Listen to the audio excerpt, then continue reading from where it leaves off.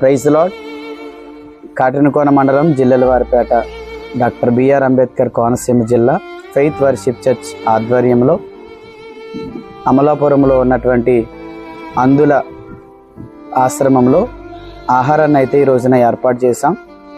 ఈ ఆహారాన్ని అయితే ఈ రోజున వారికి అందివ్వడం జరుగుతూ ఉంది. వర్షిప్ చర్చ్ అలాగే కీర్తన ఫౌండేషన్ ఆధ్వర్యంలో ఈ కార్యక్రమాల్ని జరిగిస్తూ ఉన్నాం.